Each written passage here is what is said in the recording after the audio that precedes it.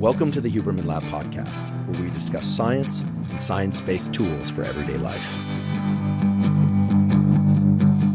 I'm Andrew Huberman, and I'm a professor of neurobiology and ophthalmology at Stanford School of Medicine. Today we're going to talk all about hearing and balance, and how you can use your ability to hear specific things and your balance system in order to learn anything faster. The auditory system, meaning the hearing system, and your balance system, which is called the vestibular system, interact with all the other systems of the brain and body, and used properly can allow you to learn information more quickly, remember that information longer and with more ease, and you can also improve the way you can hear. You can improve your balance. We're going to talk about tools for all of that. This is one area of science where we understand a lot about the cells and the mechanisms in the ear and in the brain and so forth. So we're going to talk about that a little bit, and then we're going to get directly into protocols, meaning tools. We're also going to talk about ways in which the auditory and balance systems suffer. We're going to talk about tinnitus, which is this ringing of the ears that, unfortunately for people that suffer from it, they really suffer. It's very intrusive for them. We're going to talk about some treatments that can work in some circumstances and some of the more recent emerging treatments that I think many people aren't aware of. We're also going to talk about this, what seems like kind of a weird fact, which is that 70% of people, all people, make what are called autoacoustic emissions. Their ears actually make noises. Chances are your ears are making noises right now, but you can't perceive them. And yet those can have an influence on other people and animals in your environment. It's a fascinating aspect to your biology. You're going to learn a lot about how your biology and brain and ears and the so-called inner ear that's associated with balance. You're going to learn a lot about how all those work. You're going to learn a lot of neuroscience. I'll even tell you what type of music to listen to. And if you listen to me, you can leverage that in order to learn faster. Before we begin talking about the science of hearing and balance and tools that leverage hearing and balance for learning faster, I want to provide some information about another way to learn much faster. There's a paper that was published recently. This is a paper that was published in Cell Reports, an excellent journal. It's a peer-reviewed paper from a really excellent group looking at skill learning. Now, previously, I've talked about how in the attempt to learn skills, the vital thing to do is to get lots of repetitions. You've heard of the 10,000 hours thing. You've heard of lots of different strategies for learning faster, 80-20 rule and all that. The bottom line is you need to generate many, many repetitions of something that you're trying to learn. And the errors that you generate are also very important for learning. It also turns out that taking rest within the learning episode is very important. I want to be really clear what I'm referring to here. In earlier episodes, I've discussed how when you're trying to learn something, it's beneficial, it's been shown in scientific studies, that if you take a 20-minute shallow nap or you simply do nothing after a period of learning, that it enhances the rates of learning and the depth of learning, your ability to learn and remember that information. What I'm about to describe are new data that say that you actually should be injecting rest within the learning episode. Now, I'm not talking about going to sleep while learning. This is the way that the study was done. The study involved having people learn sequences of numbers or keys on a piano. So let's use the keys on a piano example. I'm not a musician, but I think I'll get this correct. They asked people to practice a sequence of keys, G, D, F, E, G, G, D, F, E, G, G, D, F, E, G. And they would practice that either continually for a given amount of time, or they would just do that for 10 seconds. They would play G, D, F, E, G, G, D, F, E, G, G, D, F, E, G, G, D, F, E, G for 10 seconds, and then they would take a 10-second pause, a rest.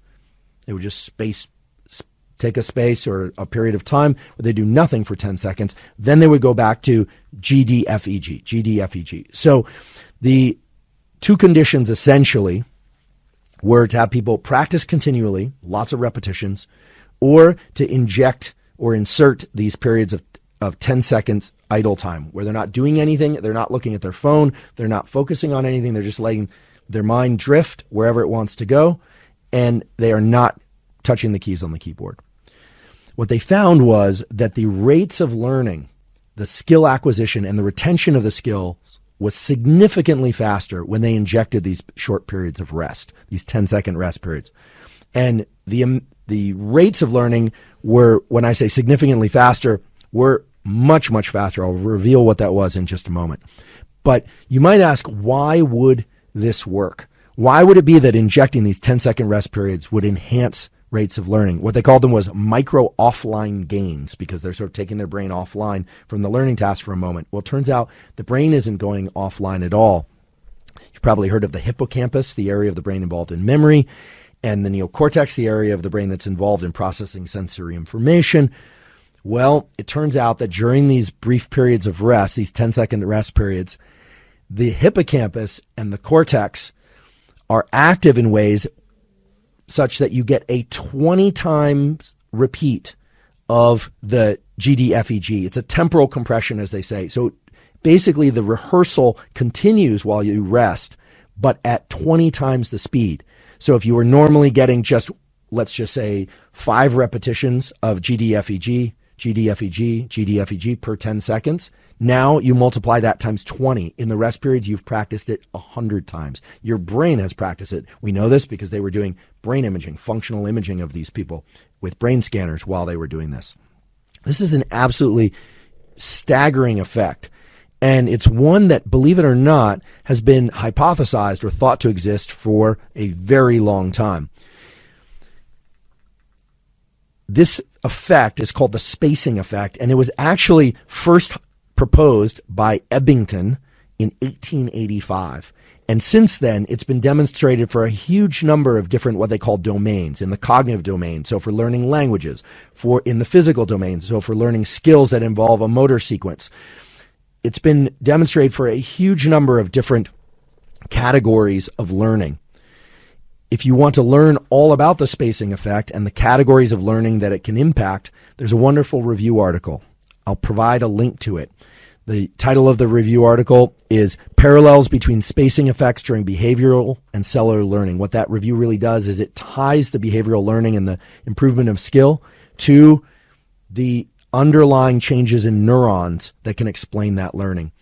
I should mention that the paper that I'm referring to, the more recent paper that injects these 10-second little micro offline gains rest periods, is the work of the laboratory of Leonard Cohen, not the musician Leonard Cohen. He passed away. He was not a neuroscientist, a wonderful poet and musician, but not a neuroscientist. Again, the paper was published in Cell Reports, and we will provide a link to the full paper as well. So the takeaway is, if you're trying to learn something, you need to get those reps in, but one way that you can get 20 times the number of reps in is by injecting these little 10-second periods of doing nothing. Again, during those rest periods, you really don't want to attend to anything else as much as possible. You could close your eyes if you want, or you can just simply wait and then get right back into generating repetitions. I find these papers that Cell Reports and other journals have been publishing recently to be fascinating because they're really helping us understand what are the best protocols for learning anything. And they really leverage the fact that the brain is willing to generate repetitions for us, provided that we give it the rest that it needs. So inject rest throughout the learning period, and if you can, based on the scientific data, you would also want to take a 20-minute nap or a 20-minute decompress period where you're not doing anything after a period of learning. I think those could both synergize in order to enhance learning even further, although that hasn't been looked at yet. Before we begin talking about hearing and balance, I just want to mention that this podcast is separate from my teaching and research roles at Stanford. It is, however, part of my desire and effort to bring zero cost to consumer information about science and science-related tools to the general public. In keeping with that theme, I want to thank the sponsors of today's podcast and make it clear that we only work with sponsors whose products we absolutely love and that we think you will benefit from as well. Our first sponsor is Roka. Roka makes sunglasses and eyeglasses that, in my opinion, are the very highest quality available. The company was founded by 2 all-American swimmers from Stanford, and everything about their eyeglasses and sunglasses were created with performance in mind. These eyeglasses and sunglasses have a number of features that really make them unique. First of all, they're extremely lightweight. The optical clarity of the lenses is spectacular. And for the sunglasses, they have this really great feature, which is as you move in and out of shadows, or as across the day, the amount of sunshine might change, you always experience the world as clear and bright. And that can only come from really understanding how the visual system works. The visual system has all these mechanisms for adaptation and habituation. You don't need to know how those things work, but the folks at Roca clearly do, because you put these glasses on and you don't even notice that they're on. They also stay on your face even if you get sweaty. They were designed to be used while active, so running and biking, etc., or indoors. One thing that I really like about Roca eyeglasses and sunglasses is that the aesthetic is terrific. Even though they were designed for performance, unlike a lot of sunglasses out there that were designed for performance that look kind of ridiculous, kind of space age, Roca eyeglasses and sunglasses you could wear anywhere. And the aesthetic is really clean, and they have a huge number of different styles to select from. If you'd like to try Roca eyeglasses, you can go to Roca, that's ROKA.com, and enter the code Huberman to save 20% off your first order. That's Roca, ROKA.com, and enter the code Huberman at checkout. Today's podcast is also brought to us by Inside Tracker. Inside Tracker is a personalized nutrition platform that analyzes data from your blood and DNA to help you better understand your body and reach your health goals. I've long been a believer in getting regular blood work done for the simple reason that many of the factors that impact our immediate and long-term health can only be analyzed from a quality blood test. And now with the advent of DNA tests, we can get further insight and information into how our metabolism is working, how our brain is functioning, how our endocrine system, meaning our hormone system, is functioning. One of the issues with a lot of companies and programs that involve getting blood and DNA tests, however, is that you get the information back, you don't know what to do with that information. With Inside Tracker, they make all of that very easy. First of all, they can send someone to your home to take the samples if you like, or you can go to a local clinic. You get the information back, and of course you get all the numbers and levels of hormone factors, metabolic factors, etc. But the dashboard at Inside Tracker provides directives so that if you want to bring those numbers up or bring them down, or if you want to keep them in the same range, it points to specific regimens related to nutrition, exercise, and other lifestyle factors, so you can really move around those numbers to best suit your health goals and health status. If you want to try Inside Tracker, you can go to insidetracker.com/Huberman, and you'll get 25% off any of Inside Tracker's plans. Just use the code Huberman at checkout. Today's podcast is also brought to us by Headspace. Headspace is a meditation app that's backed by 25 published studies. And in addition to those, there are hundreds of studies showing that meditation is beneficial for our brain and for our body. One of the challenges, however, is maintaining a meditation practice. I started meditating a long time ago, but I found it very hard to keep that practice going. Then I discovered the Headspace meditation app, and what I found was that because they have meditations that are very short, as well as some that are longer and some that are much longer, I could maintain my meditation practice. Sometimes I do a short 5-minute meditation. Sometimes I do 20-minute meditation. I try and meditate at least 20 minutes per day, but sometimes, some weeks, I only do it 5 times a week, and I'll just meditate for longer. So with Headspace, you have the full palette of meditations to select from. If you want to try Headspace, you can go to headspace.com/special offer, and if you do that, you'll get a free 1-month trial, so no cost whatsoever, with their full library of meditations. That's the best offer that they have. So again, if you want to try Headspace and you want to get access to all their meditations for free, go to headspace.com/special offer. Can you hear me? Can you hear me? Okay, well, if you can hear me, that's amazing, because what it means is that my voice is causing little tiny changes in the airwaves wherever you happen to be, and that your ears and whatever's contained in those ears and in your brain can take those sound waves and make sense of them. And that is an absolutely fantastic and staggering feat of biology. And yet we understand a lot about how that process works. So I'm going to teach it to you now in simple terms over the next few minutes. So what we call ears have a technical name. That technical name is auricles, but more often they're called pinna. The pinnas, P-I-N-N-A, pinna. And the pinnas of your ears, this outer part that is made of cartilage and stuff, is arranged such that it can capture sound in the best way for your head size. We're going to talk about ear size also, because it turns out that your ears change size across the lifespan, and that how big your ears are, or rather how fast your ears are changing size, is a pretty good indication of how fast you're aging. So we'll get to that in a few minutes. But I want to talk about these things that we call ears and some of the stuff contained within them that allow us to hear. So the shape of these ears that we have is such that it amplifies high-frequency sounds. High-frequency sounds, as the name suggests, is the squeakier stuff, right? So low-frequency sound. Costello snoring in the background, that's a low-frequency sound, or high-frequency sound, okay? So we have low-frequency sounds and high-frequency sounds and everything in between. Now, those sound waves get captured by our ears, and those sound waves, for those of you that don't maybe fully conceptualize sound waves, are literally just fluctuations or shifts in the way that air is moving toward your ear and through space. In the same way that water can have waves, the air can have waves, okay? So it's reverberation of air. Those come in through your ears, and you have what's called your eardrum. And on the inside of your eardrum, there's a little bony thing that's shaped like a little hammer. So attached to that eardrum, which can move back and forth like a drum, it's like a little membrane, you've got this hammer attached to it. And that hammer has three parts. For those of you that want to know, those three parts are called malleus, incus, and stapes. It's like, but basically you can just think about it as a hammer. So you've got this eardrum and then a hammer. And then that hammer has to hammer on something. And what it does is it hammers on a little coiled piece of tissue that we call the cochlea, sometimes called the cochlea, depending on where somebody lives in the country. So typically in the Midwest, on the East Coast, they call them cochlea. And on the West Coast, we call them cochlea. Same thing. Okay? So this snail-shaped structure in your inner ear is where sound gets converted into electrical signals that the brain can understand.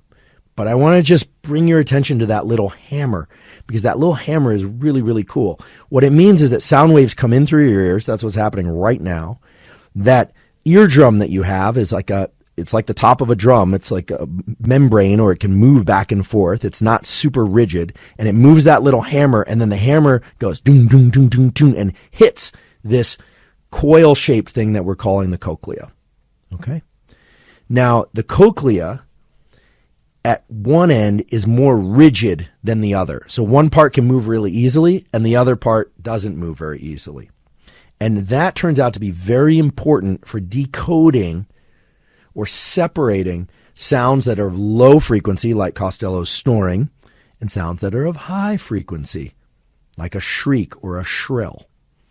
And that's because within that little coiled thing we call the cochlea, you have all these tiny little, what are called hair cells. Now, they look like hairs, but they're not at all related to the hairs on your head or elsewhere on your body. They're just shaped like hairs, so we call them hair cells. Those hair cells, if they move, send signals into the brain that a particular sound is in our environment. And if those hair cells don't move, it means that particular sound is not in our environment. Okay? So, just to give you the mental picture of this, sound waves are coming in because there's stuff out there making noises like my voice. It's changing the patterns of air around you in very, very subtle ways. That information is getting funneled into your ears because your pinnas are shaped in a particular way. The eardrum then moves this little hammer, and the hammer bangs on this little snail-shaped thing. And because that snail-shaped thing at one end is very rigid, it doesn't want to move, and at the other end it's very flexible, it can separate out high-frequency and low-frequency sounds. And the fact that this thing in your inner ear that we call the cochlea is coiled is actually really important to understand, because along its length, it varies in how rigid or flexible it is. I already mentioned that before. And at the base, it's very rigid. And that's where the hair cells, if they move, will make high-frequency sounds. And at the top, what's called the apex, it's very flexible, and it's more like a bass drum. So basically what happens is sound waves come into your ears, and then at one end of this thing that we call the cochlea, at the top, it's essentially encoding or only responding to sounds that are like doom, doom, doom, doom. Whereas at the bottom, it responds to high frequency sounds, like a cymbal. Okay? And everywhere in between, we have other frequencies, medium frequencies. Now, this should stagger your mind. If it doesn't already, it should. Because what this means is that everything that's happening around us, whether or not it's music or voices or crying or screaming of delight from small children who are excited because they're playing or because they get cake, all of that is being broken down into its component parts. And then your brain is making sense of what it means. These things that I've been talking about, like the pinna of your ears and this little hammer and the cochlea, that's all purely mechanical. It has no mind of its own. It's just breaking things down into high frequencies, medium frequencies, and low frequencies. And if you don't understand sound frequency, it's really simple to understand. Just imagine ripples on a pond, and if those ripples are very close together, that's high frequency. They occur at high frequency. If those ripples are further apart, it's low frequency. And obviously medium frequency is in between. So just like you can have waves in water, you can have waves in air. So that's really how it works. Now, we are all familiar with light and how if you take a prism and put it in front of light, it will split that light into its different wavelengths, its different colors, red, green, blue, etc. Right? Sort of like the Pink Floyd Dark Side of the Moon album, I think, has a prism, and it's converting white light into all the colors, all the wavelengths that are contained in white light. Your cochlea essentially acts as a prism. It takes all the sound in your environment and it splits up those sounds into different frequencies. So you can think of the cochlea of your ear sort of like a prism. And then the brain takes that information and puts it back together and makes sense of it. So those hair cells in each of your two cochlea, because you have two ears, you also have two cochlea, send little wires, what we call axons, that convey their patterns of activity into the brain. And there are a number of different stations within the brain that information arrives at before it gets up to the parts of your brain where you are consciously aware. And because some of you have asked for more names and nomenclature, I'll give that to you. If you don't want a lot of detailed names, you can just ignore what I'm about to say. But basically, the cochlea send information to what's called the spiral ganglion. A ganglion, by the way, if you're going to learn any neuroscience, just know that anytime you hear ganglion, a ganglion is just a clump. So it means a bunch of neurons. So a clump of cells. So the spiral ganglion is a bunch of neurons. Then the information then goes off to what are called the cochlear nuclei in the brainstem. Brainstem is kind of down near your neck. Then up to a structure that has a really cool name called the superior olive, because you have one on each side of your brain. And if I were to bring you to my lab and show you the superior olives in your brain or anyone else's brain, they look like little olives. They even have a little divot in them that to me looks like a pimiento, but they just called them the superior olive. And then the neurons in the superior olive, then they send information up to what's called the inferior colliculus, only called inferior because it sits below a structure called the superior colliculus. And then the information goes up to what's called the medial geniculate nucleus, and then up to your neocortex where you make sense of it all. Now, you don't have to remember all that, but you should know that there are a lot of stations in which auditory information is processed before it gets up to our conscious detection. And there is a good reason for that, which is that more important than knowing what you're hearing, you need to know where it's coming from. It's vital to our survival that if something, for instance, is falling toward us, that we know if it's coming to our right side, if it's going to hit us from behind. We have to know, for instance, if a car is coming at us from our left or from our right. And our visual system can help with that. But our auditory and our visual system collaborate to help us find and locate the position of things in space. That should come as no surprise. If you hear somebody talking off to your right, you tend to turn to your right, not to your left. If you see somebody's mouth moving in front of you, you tend to assume that the sound is going to come from right in front of you. Disruptions in this auditory, hearing, and visual matching are actually the basis of what's called the ventriloquism effect. which we'll talk about in a few minutes in more depth. But the ventriloquism effect can basically be described in simple terms as when you essentially think that a sound is coming from a location that it's not actually coming from. We'll talk about that in a moment, but what I'd like you to realize is that one of these stations deep in your brainstem is responsible for helping you identify where sounds are coming from through a process that's called interaural time differences. And that sounds fancy, but really the way you know where things are coming from, what direction a car or a bus or a person is coming from, is because the sound lands in one ear before the other. And you have stations in your brain, meaning you have neurons in your brain that calculate the difference in time of arrival for those sound waves in your right versus your left ear. And if they arrive at the same time, you assume that thing is making noise right in front of you. If it's off to your right, you assume it's over on your right. And if the sound arrives first to your left ear, you assume quite correctly that the thing is coming toward your left ear. So it's a very simple and kind of mechanical system at the level of sound localization. But what about up and down?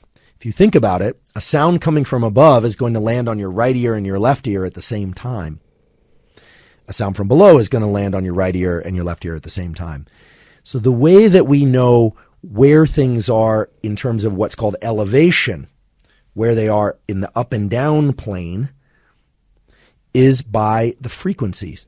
The shape of your ears actually modifies the sound depending on whether or not it's coming straight at you, from the floor, or from high above. And so already at the level of your ears, you are taking information about the outside world and determining where that information is coming from. Now, this all happens very, very fast in the subconscious, but now you know why, if people really want to hear something, they make a cup around their ear. They essentially make their ear into more of a fennec fox type ear. If you've ever seen those cute little fennec fox things, they have these big spiky ears. They kind of look like a French bulldog, although they're kind of the fox version of the French bulldog. These big tall ears, and they have excellent sound localization. And so when people lean in with their ear with their hand like this, if you're listening to this, I'm just cupping my hand at my ear. I'm giving myself a bigger pinna. Okay, and if I do it on the left side, I do this side. And if I really want to hear something, I do it on both sides. Okay, so this isn't just gesturing. This actually serves a mechanical role. And actually, if you want to hear where things are coming from with a much greater degree of accuracy, this can actually help because you're capturing sound waves and funneling them better. It's really remarkable, this whole system. So you've got these two ears, and because of the differences in the timing of when things arrive in those two ears, as well as these differences in the frequencies of that certain things sound, or I should say the differences in the frequencies that arrive at your ears, depending on whether or not the thing is above you or right in front of you or below you, you're able to make out where things are in space pretty well. So now you're probably starting to realize that these two things on the side of our head that we call ears are there for a lot more than hanging earrings on, or for other aesthetic purposes, or for putting sunglasses on top of. They are very powerful devices for allowing us to capture sound waves from our environment. Now I have a question for you, which is, can you move your ears? Turns out that unlike other animals, humans are not terrifically good at moving their ears. Other animals can move their ears even independently. So Costello's pretty good at raising his ears, the two of them together. He can't really move his ears separately. Some dogs can do that really well. In fact, sight hounds and some scent hounds do that exquisitely well. Some animals, like deer and other animals that really have very acute hearing, will put one ear down to a very particular angle and will tilt the other one, and they will actually capture information about two distant sound-making organisms. Those could be hunters coming after them or other animals coming after them. They are very good at doing this. We're not so good at it, but about 60% of people, it's thought, can move their ears consciously without having to touch their ears. So can you do that? Maybe you should try it. Ask someone to look at you and see whether or not you can do it. The typical distances that people can move it is usually no more than 2 or 3 millimeters. It's subtle, but can you flap your pinna with just using mental control? If you can, or if you can't, try looking all the way to your right or all the way to your left. Obviously, if you're driving a car or doing something or exercising, don't put yourself in danger right now. But if you move your eyes all the way to your left, which I'm doing now, or all the way to my right, you might feel a little bit of a contraction of the muscles. That control ear movement. All right. Now I want to ask you this. Can you raise one eyebrow? I'm not very good at it. I can do a little bit, but it's mostly by like cramping down my face on one side, and I certainly can't raise my right eyebrow. I can only do my left eyebrow. I'm trying to talk while I'm doing this, so this is why it looks strange. People who can raise one eyebrow very easily almost always can move their ears without having to touch them. It's controlled by the same motor pathway. And there does seem to be a small but statistically significant sex difference in the ability to move one's ears. Typically, men can do this more than women can, although plenty of women can move their ears as well. Now, if you think that is all a little strange or off topic, it's not, because what we're really talking about here is a system of the brain, but also of the body, of the musculature, for localizing things in space. And so you might find it interesting to note that one of the things that we share very closely with other primates, with non-human primates, like macaque monkeys and chimpanzees, if you look at their ears are remarkably similar to our ears, or rather, our ears are remarkably similar to their ears. The eyes of certain monkeys, like macaque monkeys, are remarkably similar to human eyes. This is one of the reasons why, if you look at a baby macaque monkey, it has this unbelievably human element to it. But the ears of these primates is very similar to our ears. Our ears similar to their ears. If you're interested in ear movements and what they could mean, and some of the things that ear movements correlate with in other aspects of our biology, there's a nice paper, actually, a scientific paper. The author's last name is Code, C-O-D-E. It was published in 1995. I'll give a reference to that. It's a review article that discusses some of the sex differences in ear movement control, as well as the relationship between ear movements and eye movements. And it's a pretty accessible paper. It's one that I think any of you who are interested in this topic could parse fairly easily. And there's some very interesting underlying biology and some theories as to why humans would have this so-called vestigial or ancient carryover of a system for moving our ears. Now, if ear movement seems strange, next I want to talk about a different feature of your hearing and ears that's even stranger, but that has some really interesting implications for your biology. And I'm guessing that you've not heard of this. What I'm about to describe are called autoacoustic emissions. And autoacoustic emissions, as the name suggests, are sounds that your ears make. Believe it or not, 70% of people make noises with their ears, but they don't actually detect them. Like I said, you've never heard of this. Okay, that's not what I mean. But what I do mean is that 70% of people's ears are making noise that's cast out of the ear. And these autoacoustic emissions actually can be detected by microphones. Sometimes they can be detected by other people in the room if they have very good hearing. Now, it turns out that women, or I should be technical here, females who report as themselves as heterosexual have a higher frequency, not frequency of sound, but a higher frequency of autoacoustic emissions than do men who report themselves as heterosexual. Women who report themselves as homosexual or bisexual make fewer autoacoustic emissions than heterosexual women. These are data that come from Dennis McFadden's lab at the University of Texas, Austin. He actually discovered these what are called sexual dimorphisms and differences based on sexual orientation without looking for them. He was studying hearing. He's an auditory scientist, and people were coming into his laboratory and they were detecting these autoacoustic emissions, and they started to notice the group differences in autoacoustic emission. So they started asking people about their sex and about their sexual orientation. And these differences fell out of the data, as we say. And it's interesting because autoacoustic emissions are not something that we associate with sex or sexual dimorphism. But what these data really underscore is, first of all, a lot of us are making noises with our ears, some of us more than others, and that exposure to certain combinations of hormones during development are very likely shaping the way that our hearing apparati, meaning the cochlea and the pinna and all sorts of things, how those develop and how those function throughout the lifespan.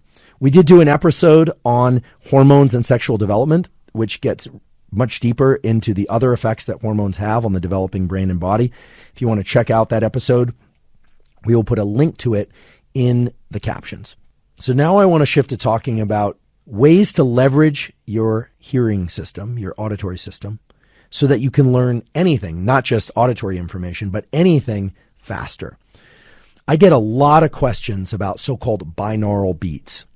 Binaural beats, as their name suggests, involve playing one frequency of sound to one ear and a different frequency of sound to the other ear. So it might be dun, dun, dun, dun to your right ear, and it might be dun, dun, dun, dun, dun, dun, dun to the left ear.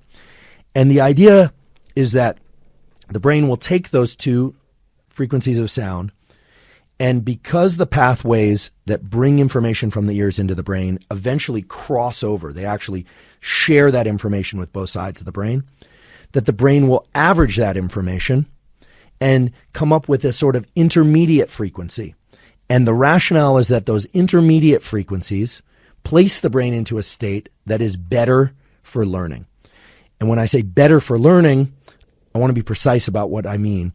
That could mean more focus for encoding or bringing the information in. As you may have heard me say before, we have to be alert and focused in order to learn. There is no passive learning unless we're little tiny infants. So can binaural beats make us more focused? Can binaural beats allow us to relax more if we're anxious? I know some people, they go to the dentist and the dentist offers binaural beats as they drill into your teeth and give root canals and things of that sort, probably causing some anxiety just describing those things right now. But those are available in many dental practices.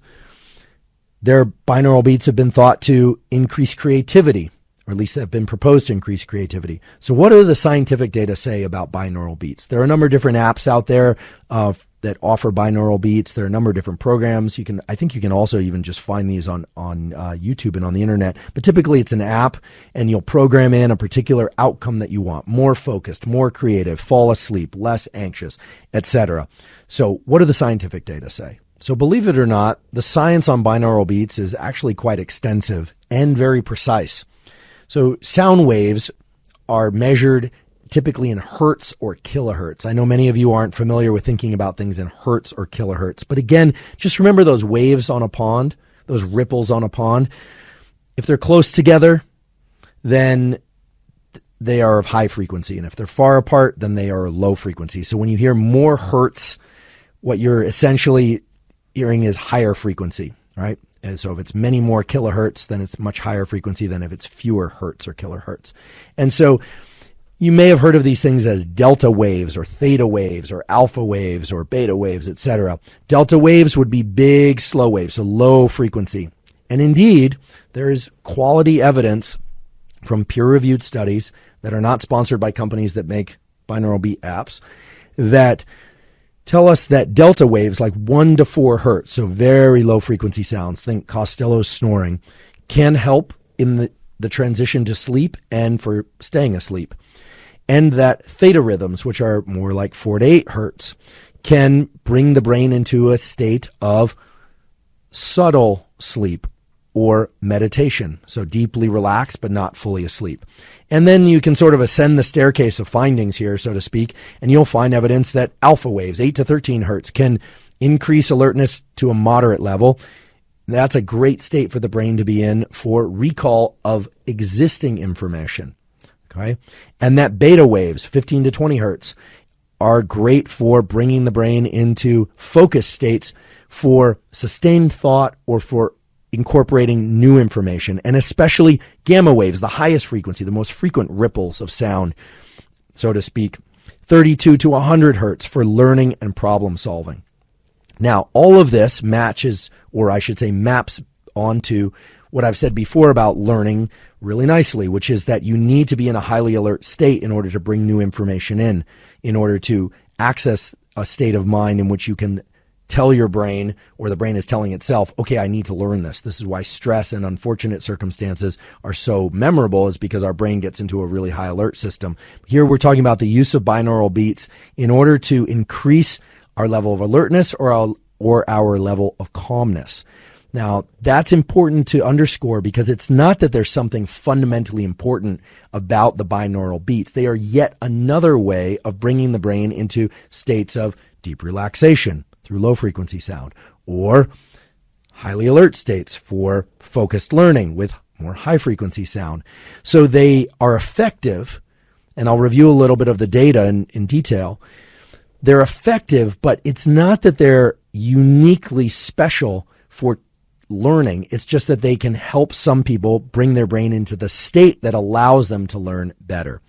So there are a lot of studies that allowed us to arrive, or I should say allowed the field to arrive on these parameters of, slow, low frequency waves are going to bring you into relaxed states, high frequency waves into more alert states.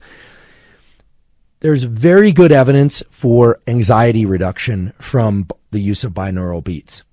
And what's interesting is the anxiety reduction seems to be most effective when the binaural beats are bringing the brain into delta, so those slow big waves like sleep, theta and alpha states. And I'll link to a couple of these studies, although I will probably link more to the list that really segregates them out one by one, so you can see them all next to one another. There's good evidence that binaural beats can be used to treat pain, chronic pain. There's 3 studies in peer-reviewed journals, which I took a look at, and they seem to be of good quality, not sponsored research, as we say, not paid for by any specific company. Binaural beats have been shown to modestly improve cognition, attention, working memory, and even creativity. But the real boost from binaural beats appears to be for anxiety reduction and pain reduction.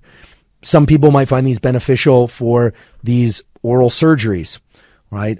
Believe it or not, there are people who would rather have the entire root canal or cavity drilled without Novocaine, and that's because they sometimes have a syringe phobia or something of that sort, or they just don't like being numb from the Novocaine, or maybe there's an underlying medical reason. But I think most people don't enjoy getting their teeth drilled, even if they have Novocaine in there or a root canal. And so it seems that binaural beats can be effective in that environment, and you don't have to go into that sort of extreme environment to benefit from binaural beats. Binaural beats are either relatively inexpensive thing to access. Most of the apps are pretty inexpensive. I don't have a favorite binaural beats app to recommend to you. I confess I did use binaural beats a few years ago. I kind of shifted over to other what I call NSDR, non-sleep deep rest protocols, in favor of those. But many people like binaural beats and say that they benefit from them, especially while studying or learning. I think part of the reason for that relates to the ability to channel our focus when we have some background noise. And this is something I also get asked about a lot. Is it better to listen to music and have background noise when studying, or is it better to have complete silence? Well, there's actually a quite good literature on this as well, but not so much as it relates to binaural beats, but rather whether or not people are listening to music, so-called white noise, brown noise. Believe it or not, there's white noise and there's brown noise. There's even pink noise. And how that impacts brain states that allow us to learn information better or not. So now I'd like to talk about white noise. And I want to be very clear that white noise has been shown to really enhance brain states for learning in certain individuals, in particular in adults. But white noise actually can have a detrimental effect on auditory learning and maybe even the development of the auditory system in very young children, in particular in infants. So first, I'd like to talk about the beneficial effects of white noise on learning. There are some really excellent studies on this. The first one that I'd like to just highlight is one that's entitled Low Intensity White Noise Improves Performance in Auditory Working Memory Task, an fMRI study. This is a study that explored whether or not learning could be enhanced by playing white noise in the background. But the strength of the study is that they looked at some of the underlying neural circuitry and the activation of the neural circuitry in these people as they did the learning task. And what it essentially illustrates is that white noise, provided that white noise is of low enough intensity, meaning not super loud, right? Not imperceptible, so not so quiet that you can't hear it, but not super loud either. It actually could enhance learning to a significant degree. And this has been shown now for a huge number of different types of learning.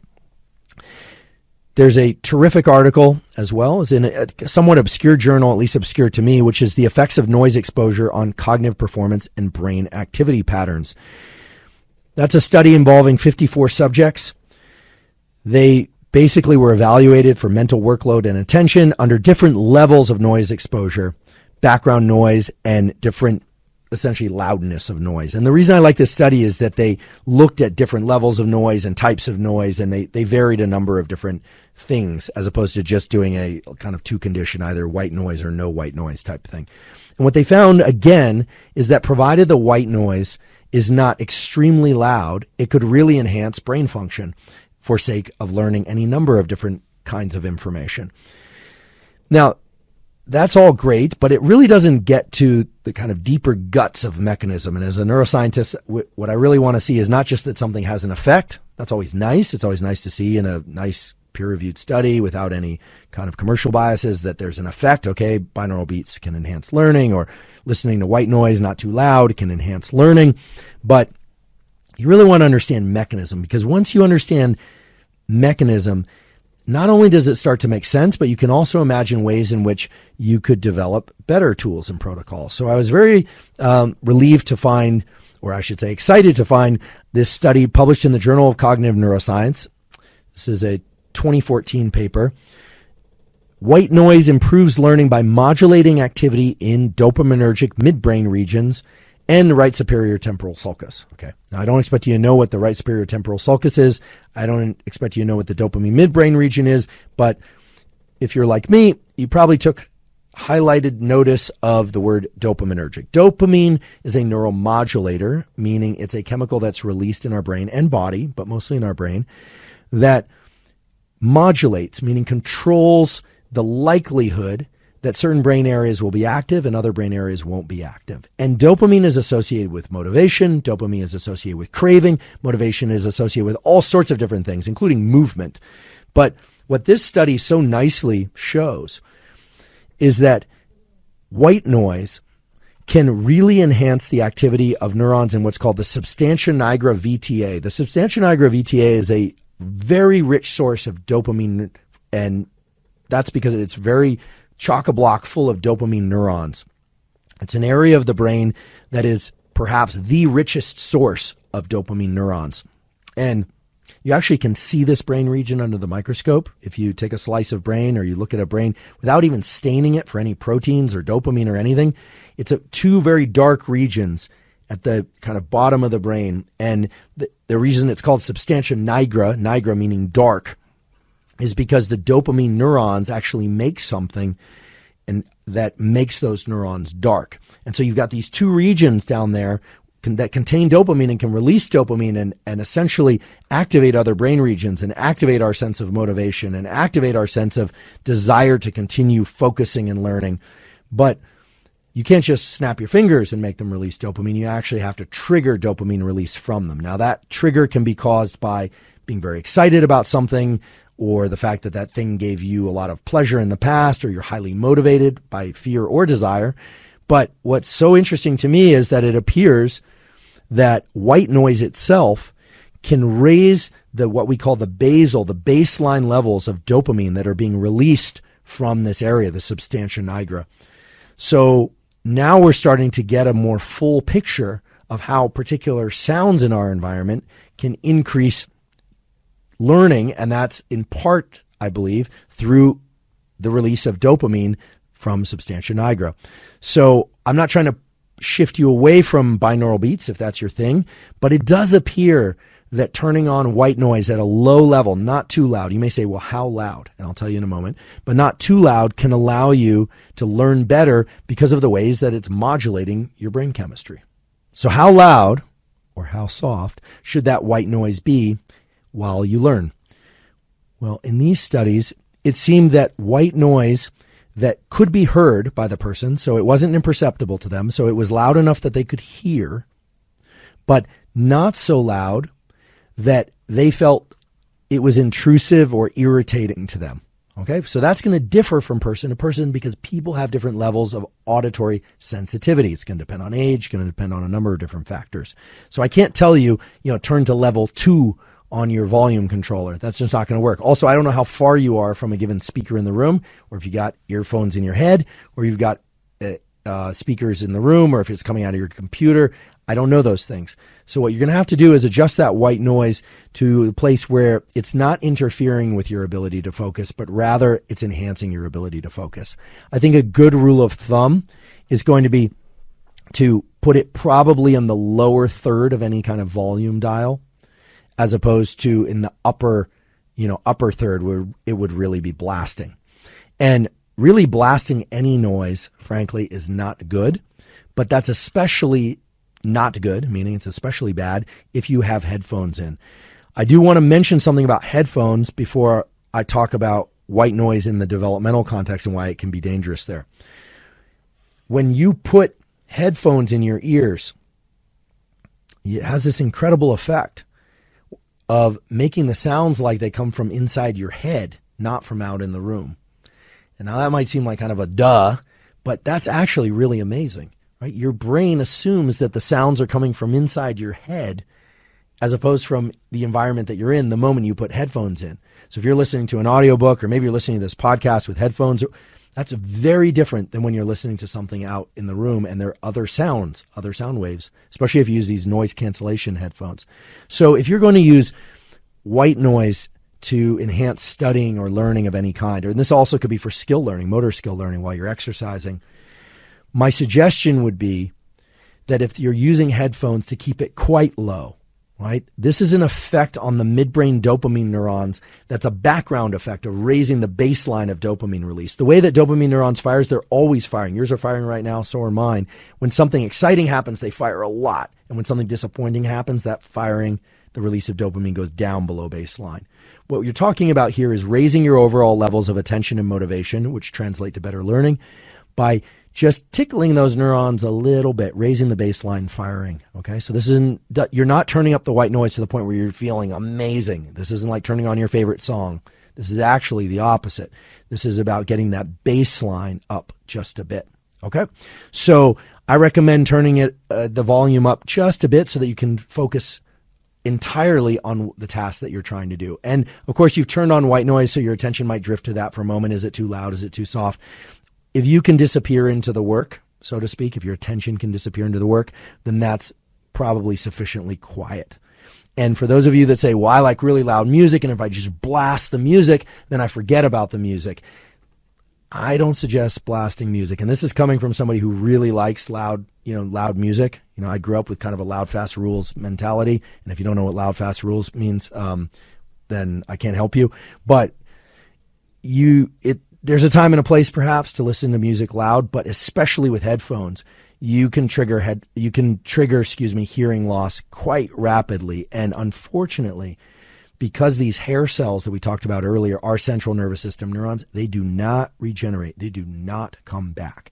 Now, along the lines of hearing loss, I should just say that the best way to blow out your hearing for good, to eliminate your hearing, is to have very loud sounds superimposed on a loud environment. Okay, so loud environments can cause hearing loss over time. So if you work at a construction site, clanging really loud, or if you work the soundboard in a club or something, you are headed towards hearing loss unless you protect your hearing with earplugs and headphones.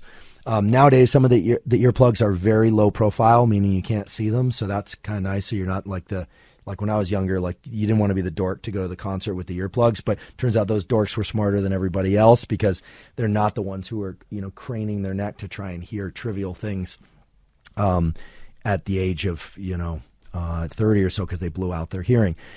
So if you are working in a loud environment or you expose yourselves to a loud environment, you really want to avoid big inflections in sound above that. So loud environment plus fireworks, loud environment plus gunshot, loud environments plus very high frequency intense sound. That's what we call the 2-hit model. This is also true for concussion, that you can take a kind of a stimulus that normally would be below the threshold of injury. You add another stimulus at the same time that would be below the threshold of injury, and then suddenly you killed the neurons. So I don't want to make people paranoid, but you do want to protect your hearing. It's no fun to lose your hearing. If you're going to use headphones and you feel like you want to crank it up all the way, just remember that the more that you can get out of a lower volume, meaning the longer that you can go listening to things at lower volume, the longer you'll be able to hear that music or that thing. So again, I'm not the hearing cop. That's not my job. But as somebody who's lost some of his high frequency hearing, I can tell you it's not a pleasure. The old argument that it helps you not have to hear or listen to people that you don't want to listen to, that doesn't really work. They just send you text messages instead. So what about white noise and hearing loss in development? I know a lot of people with children have these kind of noise machines like sound waves and things like that help the kids sleep. And look, I think kids getting good sleep and parents getting good sleep is vital to physical and mental health and family health. So I certainly sympathize with those needs.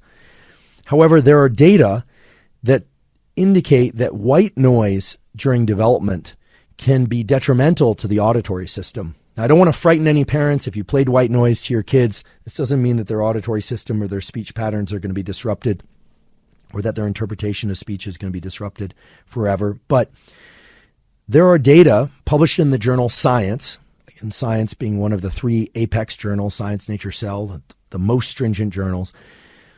Data published in the journal Science some years ago, actually by a scientist who I know quite well. His name is Edward Chang. He's a medical doctor now. He's a neurosurgeon. He's actually the chair of neurosurgery at UCSF. And he runs a laboratory where they study auditory learning, neuroplasticity, etc. He and his mentor at the time, Mike Merzenich, published a paper showing that if young animals, and this was in animal models, were exposed to white noise, so the very type of noise that I'm saying as a older person. So, and when I say older, I mean somebody who's in their late teens, early 20s and older, could benefit from listening to that at a low level in the background for sake of learning. Well, when they exposed very young animals to this white noise, it actually disrupted the maps of the auditory world within the brain. Now, we haven't talked about these maps yet, but I want to take a moment and talk about them and explain this effect and what it might mean for you if you have kids or if you were exposed to a lot of white noise early on. So auditory information goes up into our cortex, into essentially the outside portion of our brain that's responsible for all of our higher level cognition, our planning, our decision making, etc., creativity. And up there we have what are called tonotopic maps. What's a tonotopic map? Well, remember the cochlea, how it's coiled, and at one end it responds to high frequencies and the other end it responds to low frequencies? Sort of like a piano. The keys sound different as you extend down and up the piano keys, and it's organized in a very systematic way, right? It's not all intermixed high frequencies and low frequencies. It's organized in a very systematic way from one end to the other. Your visual system is in what's called a retinotopic map. So neighboring points in space off to my right, like my 2 fingers off to my right, are mapped to neighboring points in space in my brain. And the space right in front of me is mapped to a different location in my brain, but it's systematic, it's regular, it's not random, it's not salt and pepper. It goes from high to low, or from right to center to left.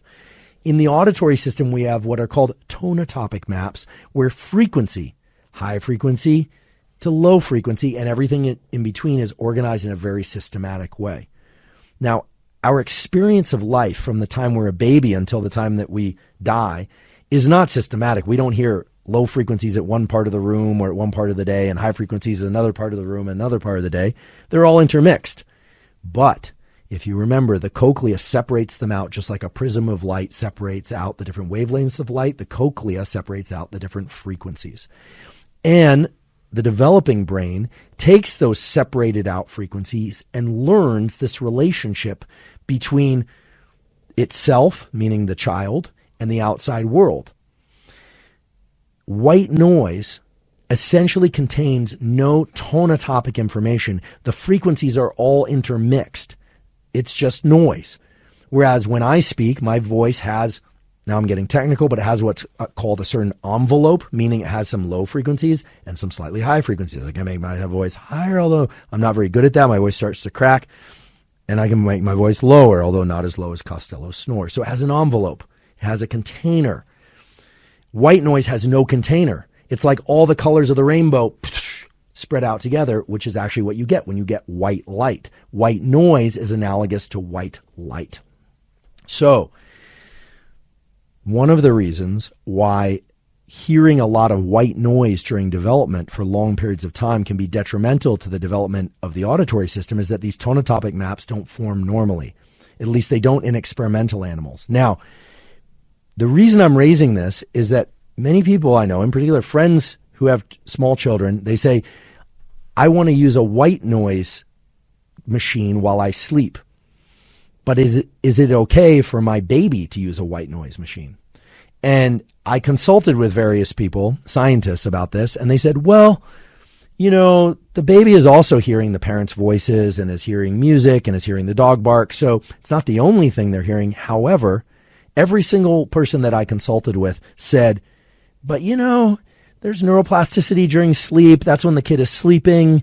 And I don't know that you'd want to expose a child to white noise the entire night because it might degrade that tonotopic map. It might not destroy it, might not eliminate it, but it could make it a little less clear, like sort of taking the keys on the piano and taping a few of them together, right? So you still got the highs and lows in the appropriate order and everything in between, but when you tape the keys together, you don't get the same fidelity, you don't get the same precision of the noise that comes out of that piano.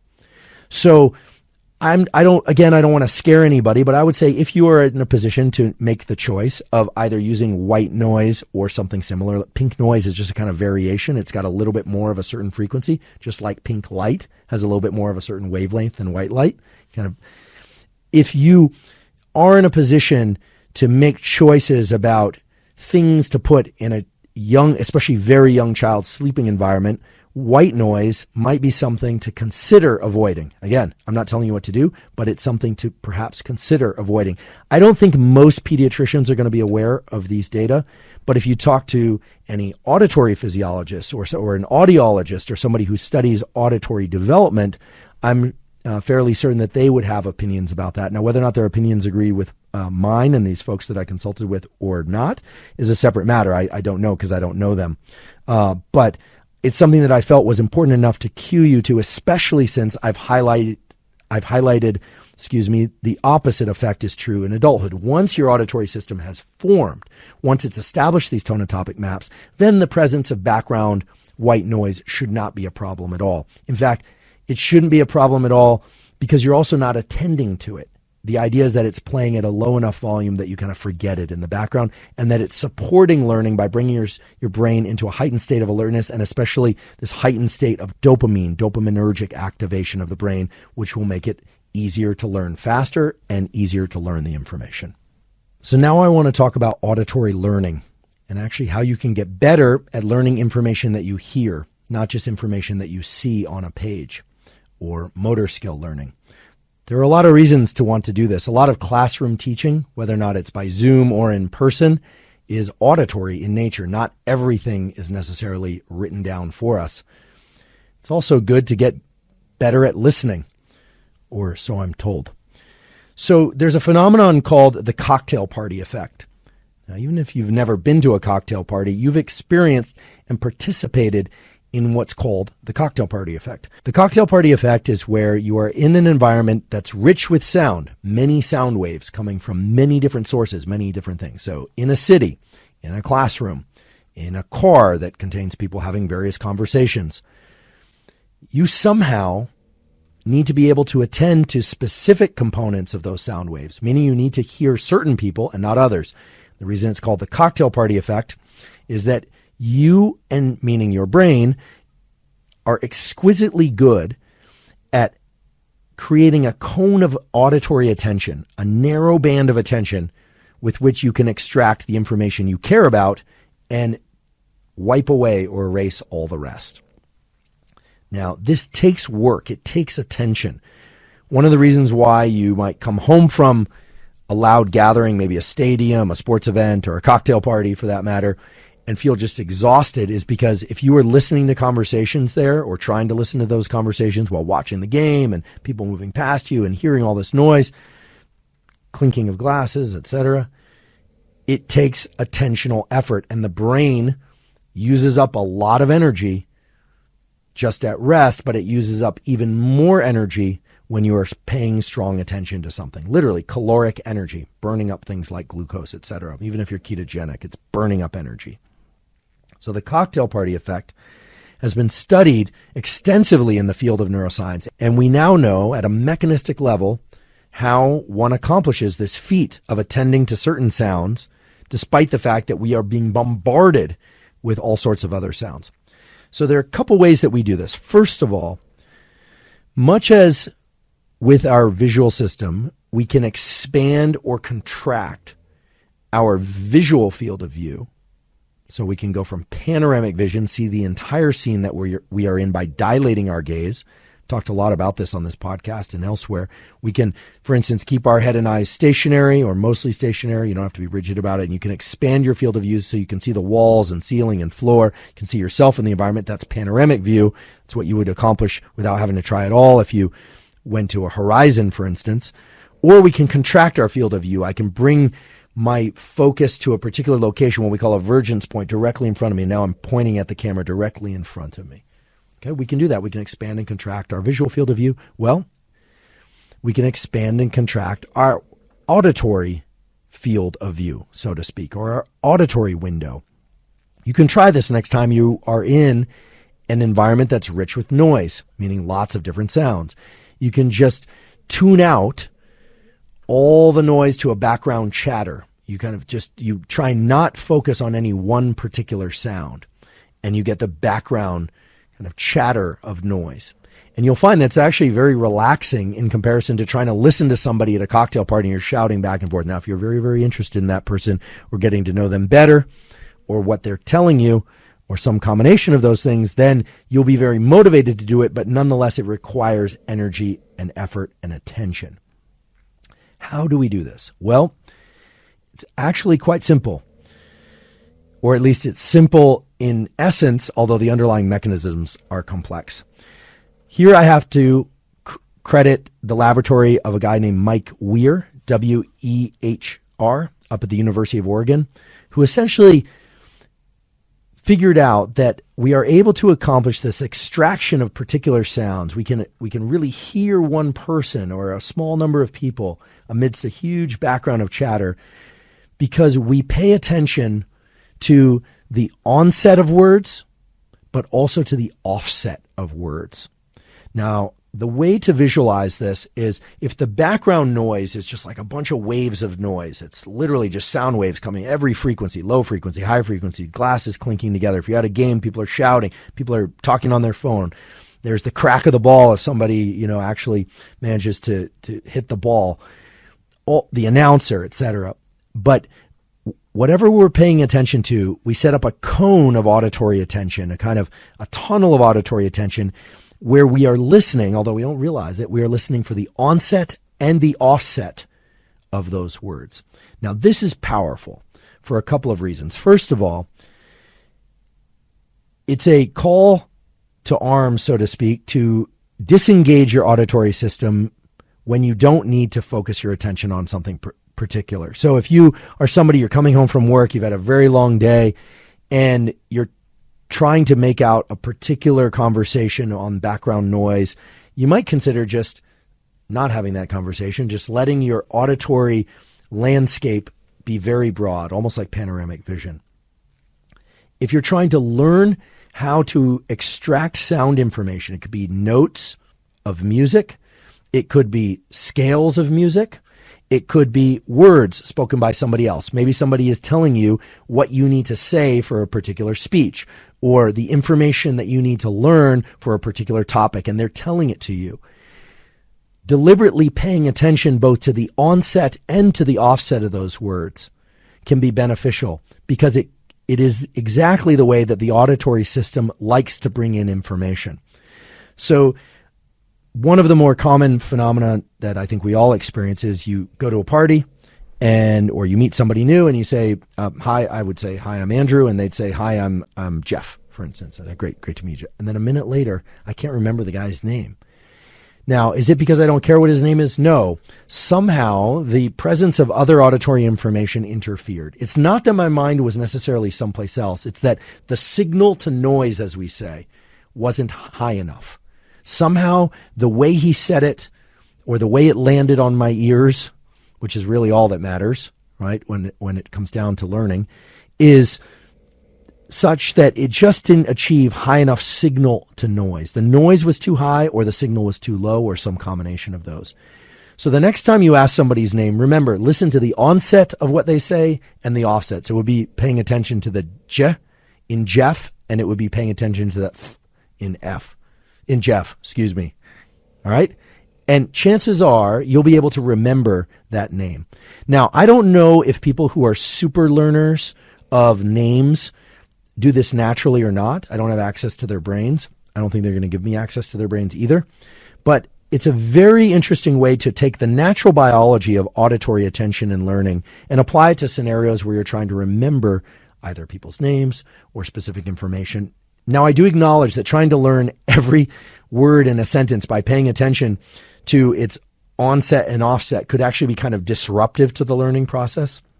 So this would be more for specific attention, like you're asking directions in a city and somebody says, okay, you say you're lost, and they say, okay, you're going to go 2 blocks down, you're going to turn left, and then you're going to see a landmark on your right, and then you're going to go in the third door on your left. That's a lot of information, at least for me. Okay, so the way you would want to listen to that is you're going to go down the road. I see, I already forgot. You're going to you're going to go left, and you're just going to program. And instead of just hearing the word left, you're going to think the L at the front of left and the T. You're going to left. Okay, and then so you're coding in specific words. And what this does is this kind of hijacks these naturally occurring attention mechanisms that the auditory system likes to use. It's a little bit of data that for auditory encoding, this kind of thing can be beneficial. There are a lot of data that attention for auditory coding is beneficial. There are a little bit of data showing that deliberately encoding auditory information this way, meaning trying to learn auditory information this way, can be beneficial or can accelerate learning. And some of these features of what I'm describing here map onto some of the work of Mike Merzenich and others that have been designed to try and overcome things like stutter and to treat various forms of auditory learning disorders. But more importantly, and perhaps more powerful, is the work of Mike Merzenich that was done with his then graduate student, Greg Reckenzone, that showed that using the attentional system, we can actually learn much faster, and we can actually activate neuroplasticity in the adult brain, something that's very challenging to do, and that the auditory system is one of the main ways in which we can access neuroplasticity more broadly. So I just want to take a couple of minutes and describe the work of Reckenzone and Merzenich, because it's absolutely fantastic and fascinating. What they did is they had subjects try to learn auditory information, except that they told them to pay attention to particular frequencies. So now you know what frequencies are. So essentially high-pitched sounds or low-pitched sounds. What they found was just passively listening to a bunch of stuff does not allow the brain to change and for that stuff to be remembered at all. That's not a surprise. We've all experienced the phenomenon of having someone talk and we see their mouth moving and we're like, yeah, this is really important. This is really important. We're listening. We're trying to listen. And then they walk away and we think, I didn't get any of that. and you wonder whether or not it was them. Maybe this is happening to you right now. You wonder whether or not it was you. You wonder whether or not you have trouble with learning or you have attention deficit. It could be any number of different things. But what Reckenzone and Merzenich discovered was that if you instruct subjects to listen for particular cues within speech or within sounds, that not only can you learn those things more quickly, but that you can remap these tonotopic maps in the cortex that I referred to earlier. You actually get changes in the neural architecture, the neural circuitry in the brain, and this can occur not only very rapidly, but they can occur in the adult brain, which prior to their work was not thought to be amenable to change. It was long thought that neuroplasticity could only occur in the developing brain, but the work of Reckenzone and Merzenich in the auditory system actually was some of the first that really opened up everybody's eyes and ears to the idea that the brain can change in adulthood. So here's how this sort of process would work and how you might apply it. If you are trying to learn music, or you're trying to learn information that you're going to then recite, you can decide to highlight certain words or certain frequencies of sound or certain scales or certain keys on the piano and to only focus on those for certain learning bouts. Okay, so I'll give an example that's sort of real time for me, meaning it's happening right now. I know generally what I want to say when I arrive here. I even know specifically certain things that I want to make sure get across to you. But I don't think about every single word that I'm going to say and the precise order in which I'm going to say those things. That would be actually very disruptive because it wouldn't match my normal patterns of speech, and you'd probably think I was sounding rather robotic if I were to do that. So one way that we can remember information is as we write out, for instance, something that we want to say, we can highlight particular words. We can underline those. If we're listening to somebody and they are telling us information, we can decide just to highlight particular words that they said to us and write those down. Now, of course, we're listening to all the information, but the work of Reckenzone and Merzenich and the work of others, in addition to them, his former student or former postdoc, I don't know which, Michael Kilgard, who's now got his own lab down in Texas, or others, have shown that the cueing of attention to particular features of speech, particular components of speech, the way in which it increases our level of attention overall allows us to capture more of the information overall. And so I don't want this to be abstract at all. What this means is when you're listening, you don't have to listen to every word. You're already listening to every word. All the information's coming in through your ears. What you're trying to extract is particular things or themes within the content. So maybe you decide, if you're listening to me, that you're only going to listen to the word tools, or you're only going to listen to when my voice kind of goes above background. You get to decide what you decide to listen to or not. And what you decide to focus on isn't necessarily as important as the fact that you're focusing. So I hope that's clear. The auditory system does this all the time with the cocktail party effect. What I'm talking about is exporting certain elements of the mechanisms of the cocktail party effect, paying attention to the onset and offset words, or particular notes within music, or particular scales, or you can make it even broader, and particular motifs of music, or particular sentences of words, or particular phrases. And in doing that, you extract more of the information overall, even though you're not paying attention to all the information at once. Now I'd like to talk about a phenomenon that you've all experienced before, which is called Doppler. So the Doppler effect is the way that we experience sound when the thing that's making that sound is moving. The simplest way to explain this is to translate the sound into the visual world once again. So if you've ever seen a duck or a goose sitting in a pond or a lake, and it's kind of bobbing up and down, what you'll notice is that the ripples of water that extend out from that duck or goose are fairly regularly spaced in all directions. And that's because that duck or goose is stationary. It's moving up and down, but it's not moving forward or backward or to the side. Now, if that duck or goose were to swim forward by paddling its little webbed feet under the surface, you would immediately notice that the ripples of water that are close to and in front of that duck or goose would be closer together than the ones that trailed it, that were behind. And that is essentially what happens with sound as well. With the Doppler effect, we experience sounds that are closer to us at higher frequency. The ripples are closer together. And sounds that are further away at lower frequency, especially when they're moving past us. So if you've ever, for instance, heard a siren in the distance,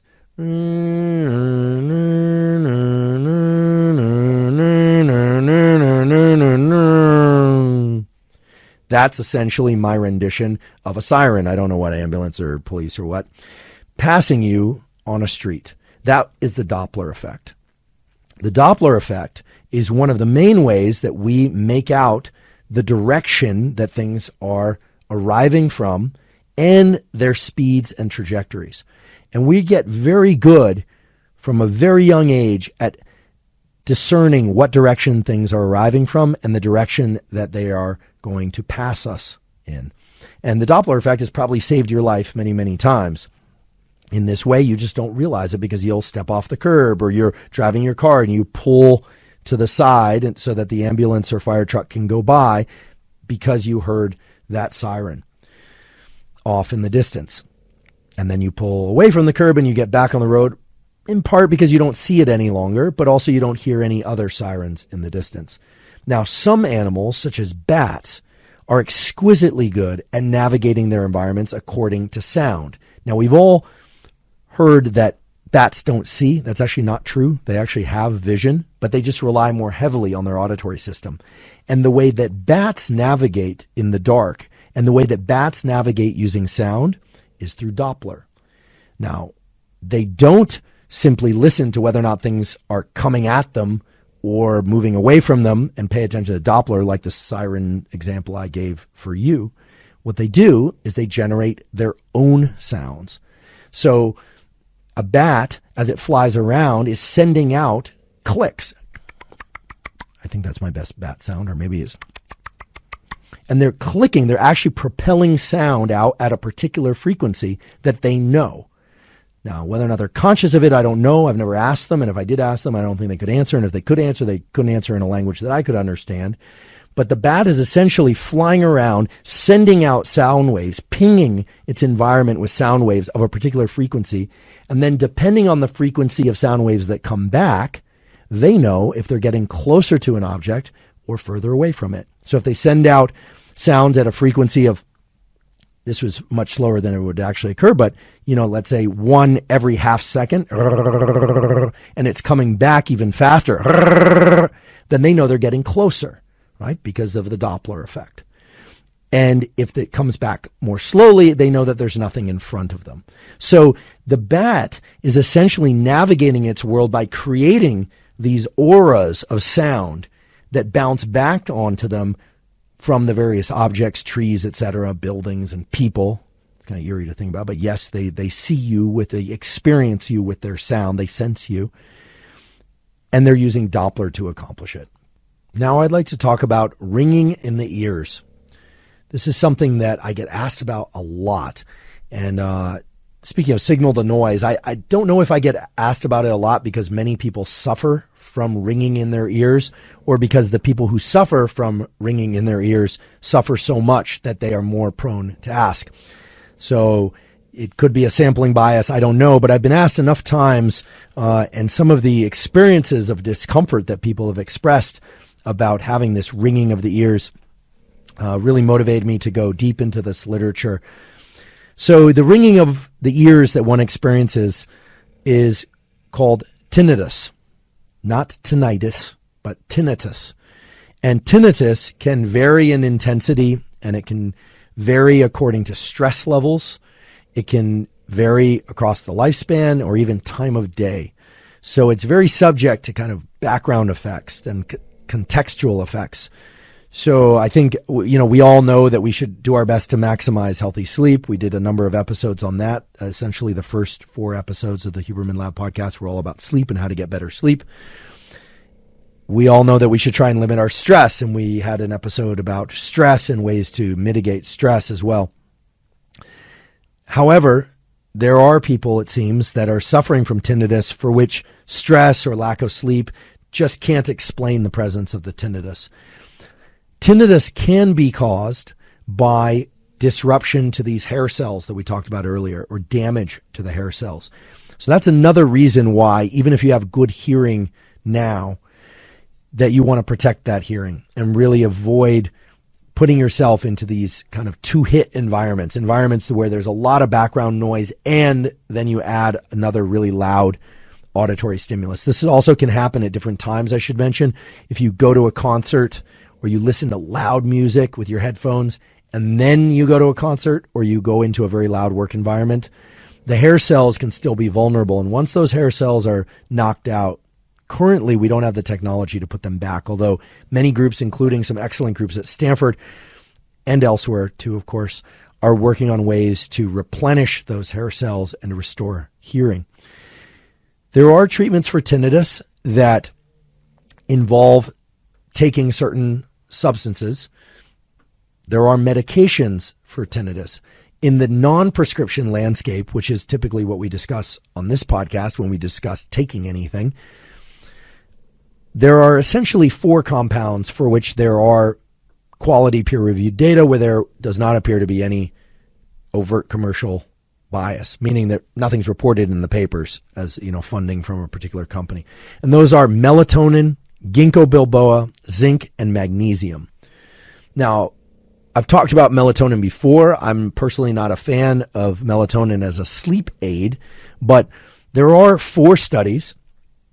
First one entitled The Effects of Melatonin on Tinnitus, and Sleep. Second one, Treatment of Central and Sensory Neural Tinnitus with Orally Administered Melatonin. And then the title goes on much longer, but it's a randomized study. I'm not going to read out all of these. Melatonin, Can It Stop the Ringing? Which is an interesting article, double-blinded study, and the effects of melatonin on tinnitus. Each one of these studies has anywhere from 30 to more than 100 subjects, in one case 102 subjects, both genders, as they list them out. Typically, it's listed as sex, not gender in studies, so it should say both sexes, but nonetheless.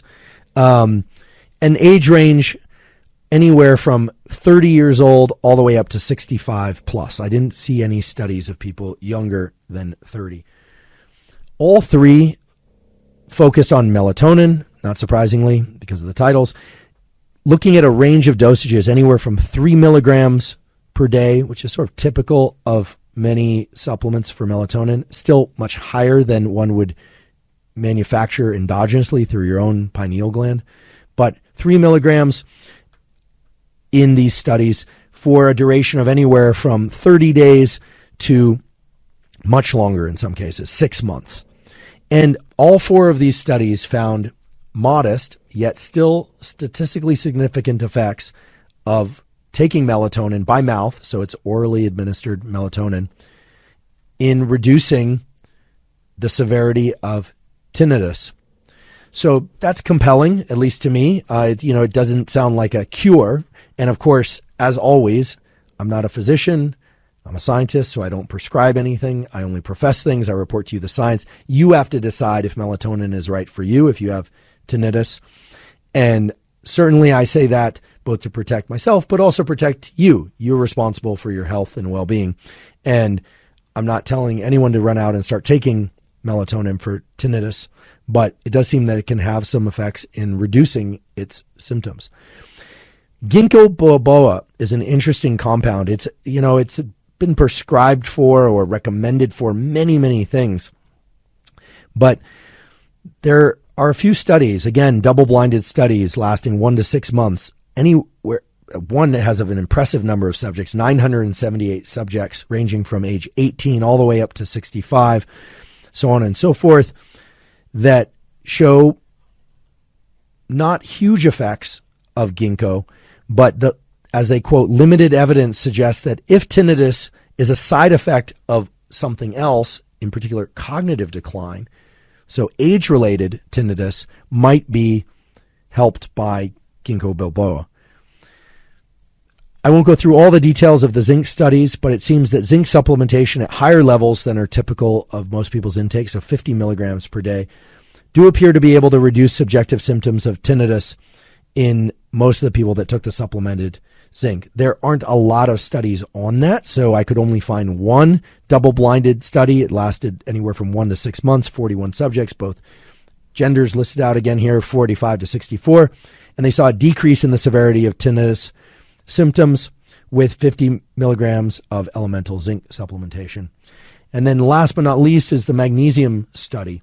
Again, only a single study.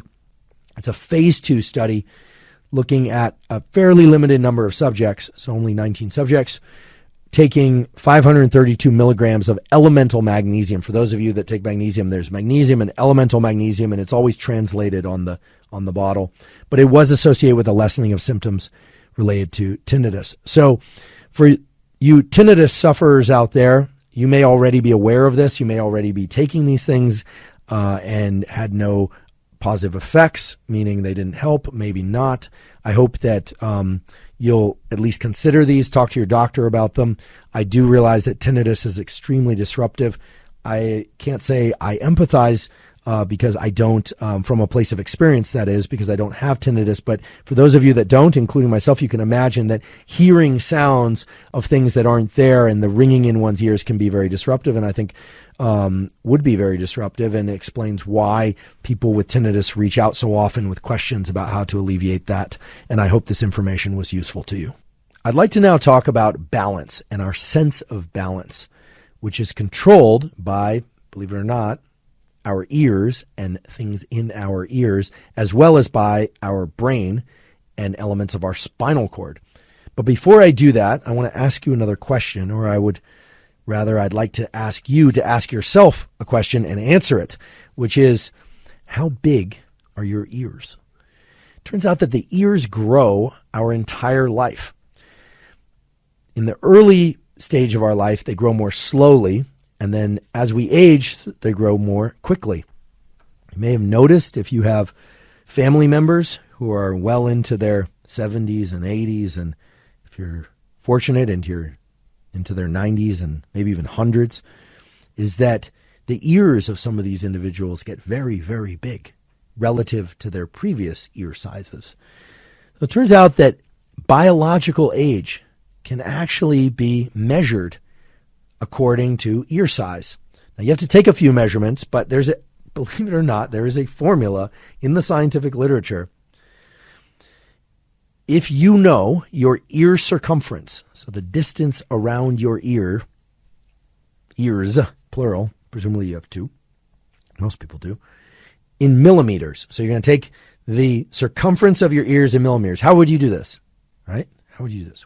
Maybe you take a string and you put it around your ear, and then you measure the string. That's probably going to be easier than marching around your ear or somebody else's ear with a ruler and measuring in millimeters. So what's your ear circumference? On the outside, don't go in on the divot or anything. You're just going around as if you're going to trace the closest fitting oval, assuming your ears are oval, closest fitting oval that matches your ear circumference. Take that number in millimeters, subtract from it. Oh, excuse me. I should do this correctly. Do that for both ears. Add them together. Add those numbers together. Divide by 2. Get the average for your 2 ears. Get your average ear circumference across your 2 ears. Then take that number in millimeters, subtract 88.1, and then whatever value that is, multiply it times 1.96. And that will tell you your biological age. Now, why in the world would this be accurate? Well, as we age, there are changes in a number of different biological pathways. One of those pathways is the pathways related to collagen synthesis. So not only are our ears growing, but our noses are growing too. And my nose seems to be growing a lot. But then again, I did sports where I would get my nose broken, something I don't recommend. So I always point out you don't get a nose like mine doing yoga. But nonetheless, my nose is still growing and my ears are still growing. And I suspect as I get older, if I have the good fortune of living into my 80s and 90s, my ears are going to continue to grow.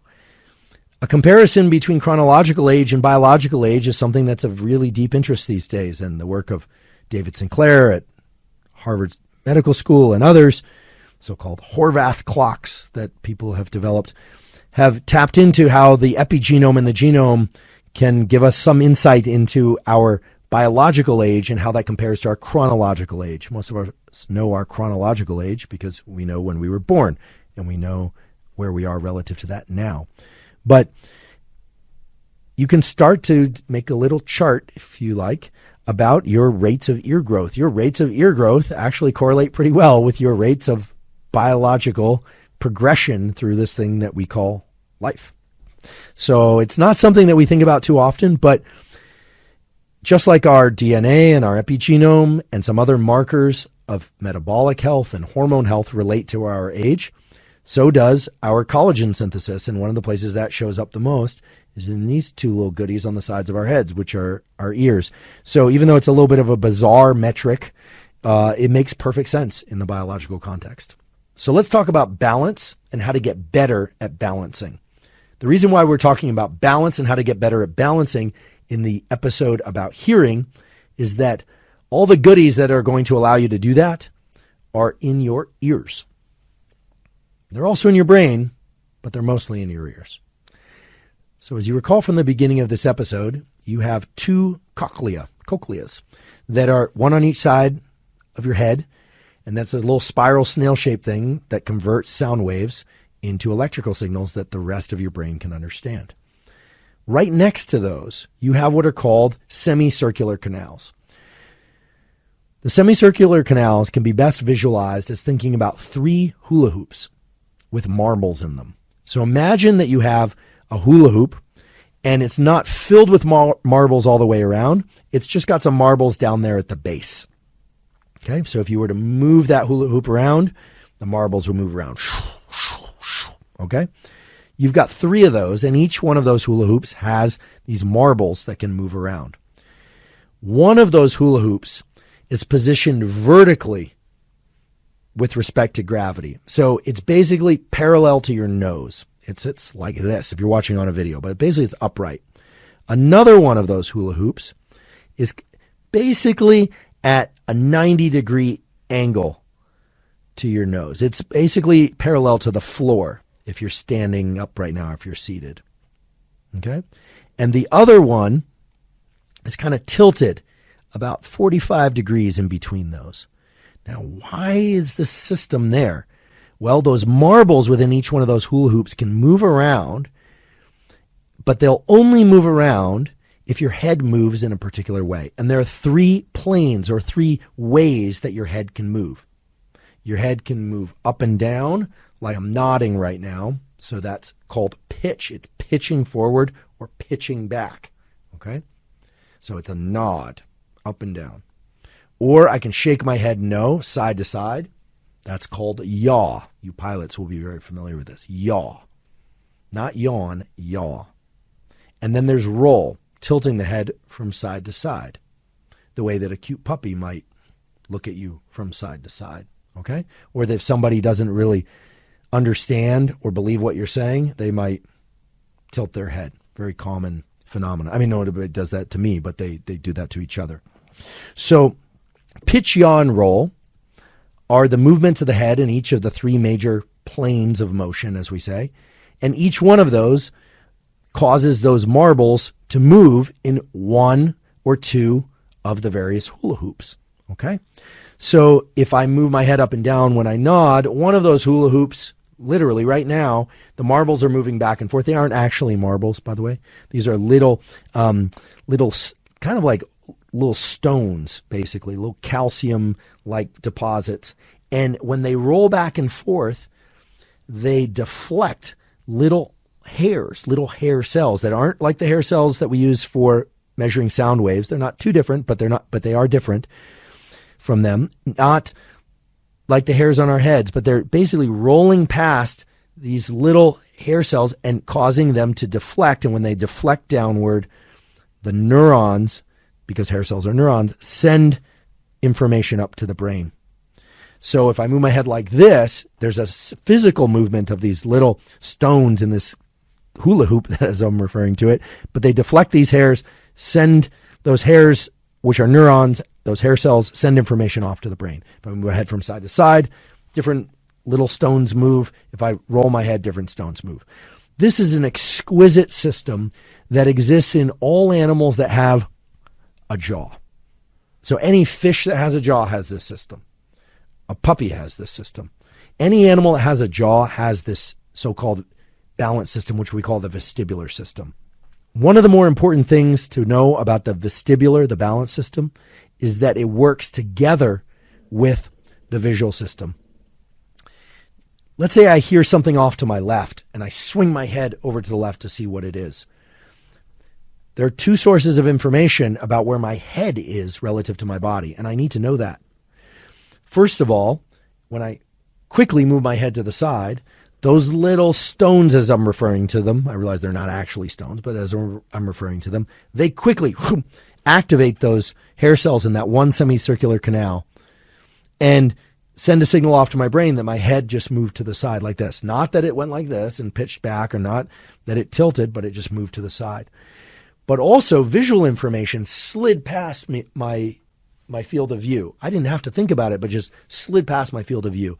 And when those two signals combine, my eyes then lock to a particular location. Now, if this is at all complicated, you can actually uncouple these things. It's very easy to do. You can do this right now. In fact, I'd like you to do this experiment if you're not already doing something else that requires your attention. And certainly don't do this if you're driving.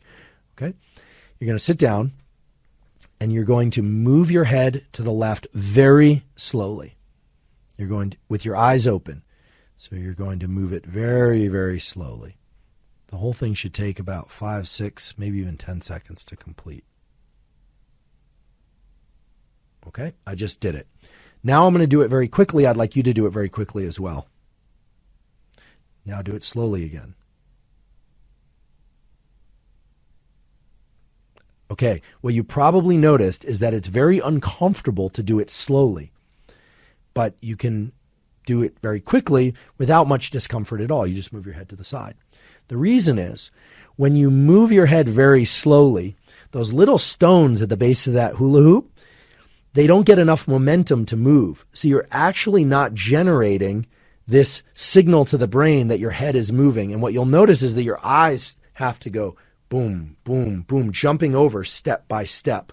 Whereas if you move your head really quickly, the signal gets off to your brain and your eyes just go boom, right to the location you want to look at. So moving your body slowly is actually very disruptive to the vestibular system. And it's very disruptive to your visual system. Now, if you've ever had the misfortune of being on a boat and you're going through big oscillations on the boat, for those of you seasick, folks that get seasick, this can actually make certain people seasick just to hear about it. That was big oscillations going up and down and up and down.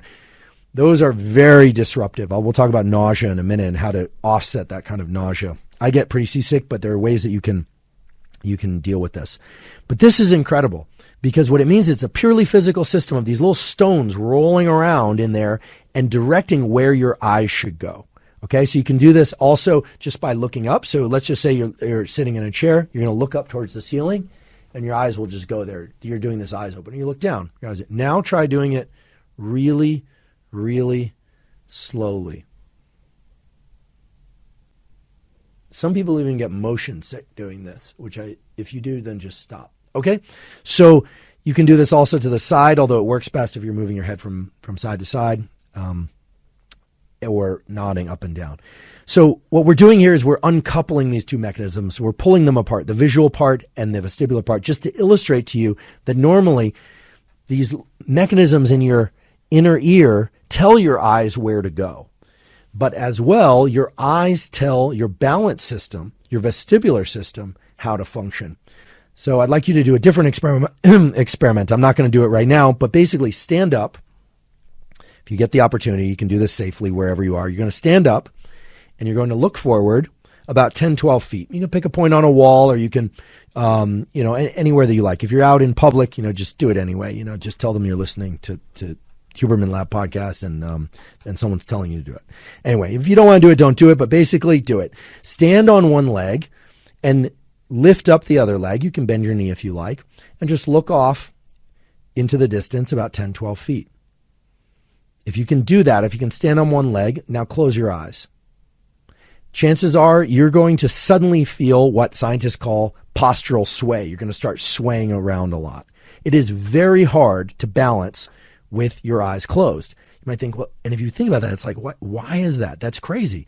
Why would it be that it's hard to balance with your eyes closed? Well, information about the visual world also feeds back onto this vestibular system. So the vestibular system informs your vision and tells you where to move your eyes, and your eyes in their positioning tell your balance system, your vestibular system, how it should function. So there's a really cool way that you can learn to optimize balance. You're not going to try and do this by learning to balance with your eyes closed. What you can do is you can raise one leg and you can look at a short distance, maybe off to just the distance that your thumb would be if you were to reach your arm out in front of you, although you don't necessarily have to put your thumb in front of you. So maybe just about 2 feet in front of you. Then while still balancing, you're going to step your vision out a further distance and then a further distance and as far as you can possibly see in the environment that you're in.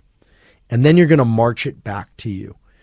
Now, what the literature shows is that this kind of balance training where you incorporate the visual system and extending out and then marching back in the point at which you direct your visual focus sends robust information about the relationship between your visual world and your balance system. And of course, the balance system includes not just these hula hoops, these semicircular canals, but they communicate with the cerebellum, the so-called mini brain. It actually means mini brain, the back of your brain, combines that with visual information and your map of the body surface.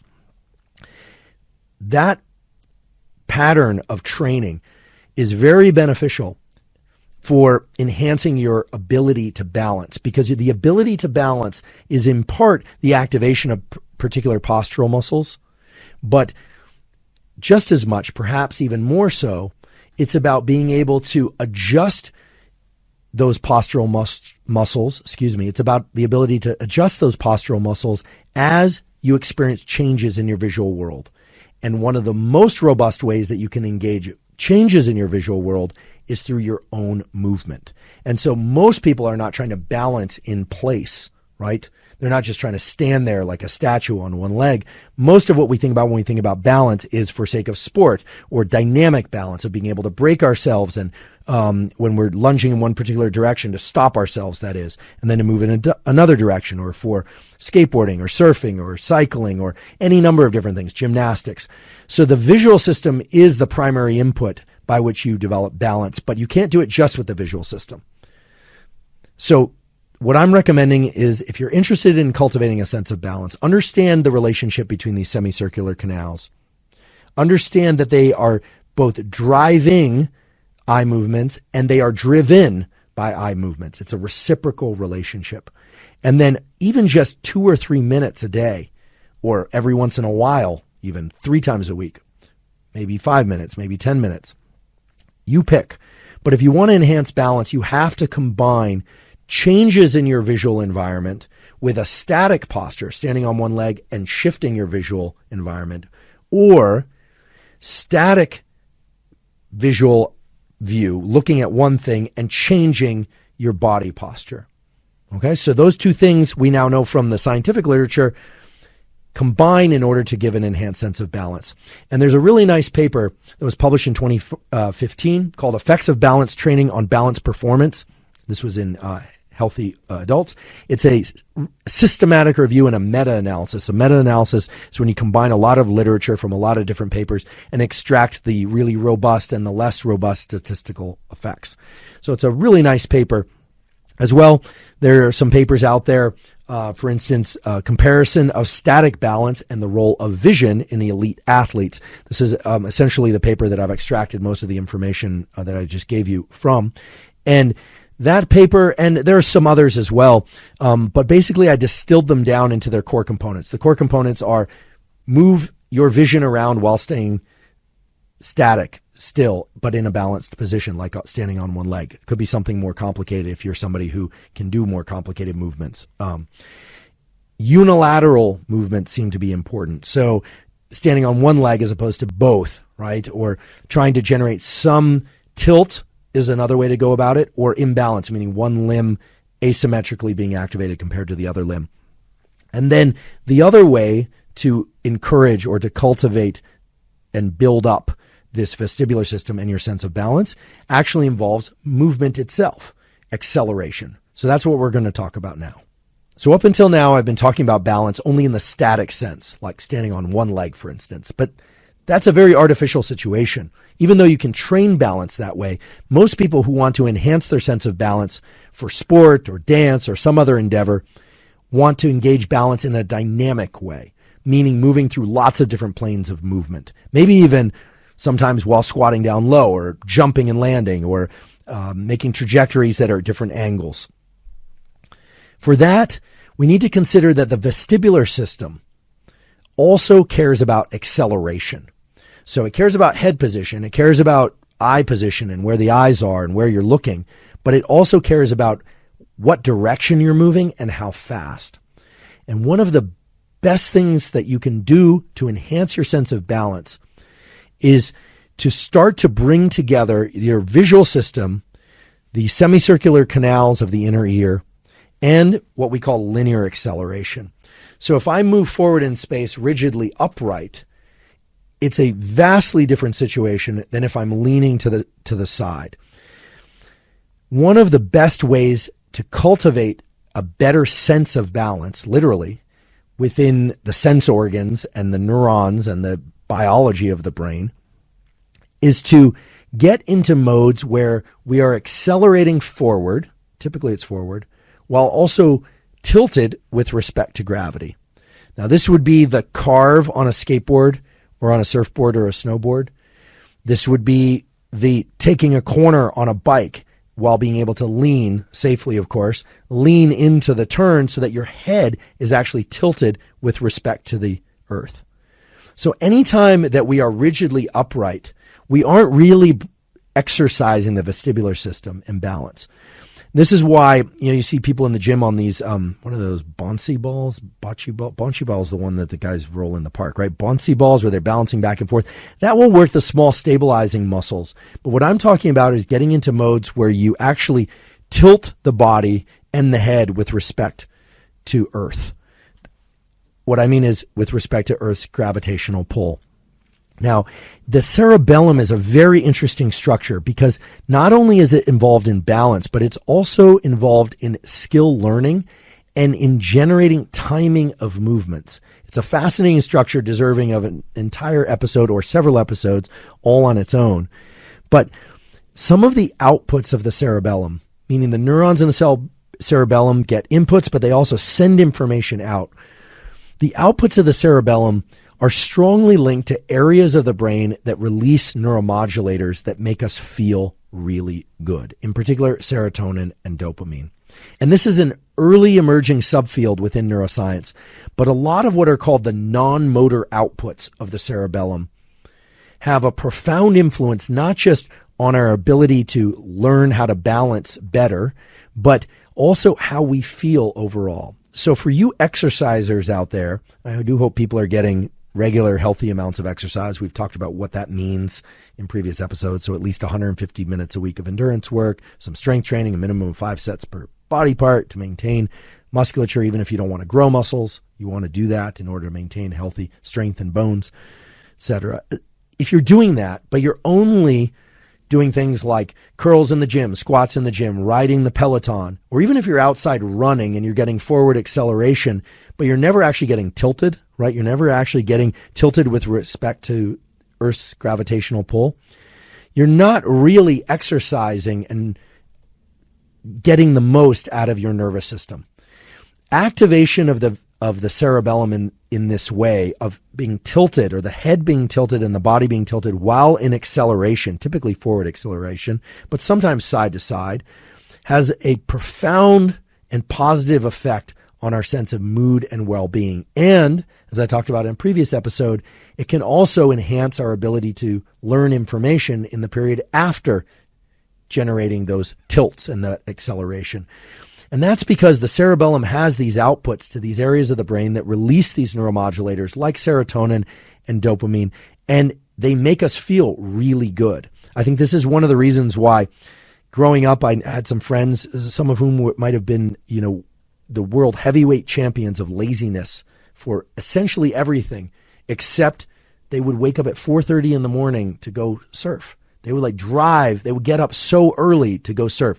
It's not just surfers, and some surfers, by the way, I should point out, are not lazy humans. They do a lot of other things. But I knew people that couldn't be motivated to do anything, but they were highly driven to get into these experiences of forward acceleration while tilted with respect to gravity.